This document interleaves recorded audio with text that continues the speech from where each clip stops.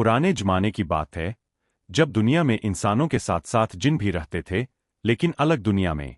उन जिन्नों में एक था आरिज, जो बाकी जिन्नों से बिल्कुल अलग था। जहां दूसरे जिन ताकत और डर से राज करना चाहते थे, वहीं आरिज का दिल नरम और जिज्ञासु था। उसे इंसानों की दुनिया देखने का शौक था। एक रात, चांदनी से भरी हवा में, आरिज पहली बार इंसानों की दुनिया में आया। वह एक छोटे से गांव के पास पहुंचा, जहां हर तरफ सन्नाटा था। तभी उसकी नजर एक लड़की पर पड़ी। उसका नाम था सना। सना नदी के किनारे बैठी चांद को देख रही थी। उसकी आंखों में एक अजीब सा दर्द और गहराई थी। आरिज उसे देखते ही ठहर गया। पहली बार उसके दिल में कुछ अलग सा एहसास हुआ, एक ऐसी भावना जिसे वह समझ नहीं पा रहा था। धीरे धीरे आरिज हर रात उसी जगह आने लगा।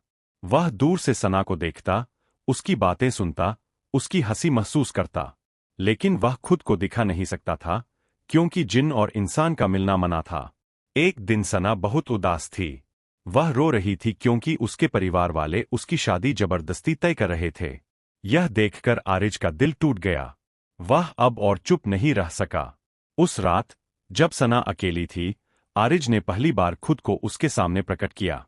सना पहले तो डर गई, लेकिन आरिज की आंखों में सच्चाई और दर्द देखकर उसका डर धीरे धीरे खत्म हो गया। तुम कौन हो? सना ने कांपती आवाज में पूछा। आरिज ने कहा, मैं एक जिन हूं, और मैं कई दिनों से तुम्हें देख रहा हूं। मुझे नहीं पता कैसे, लेकिन मुझे तुमसे मोहब्बत हो गई है। सना हैरान रह गई। उसने कभी सोचा भी नहीं था कि कोई जिन उससे प्यार कर सकता है। लेकिन आरिज की सच्चाई ने उसके दिल को छू लिया। धीरे धीरे दोनों मिलने लगे। वे बातें करते, हंसते और एक दूसरे के करीब आते गए।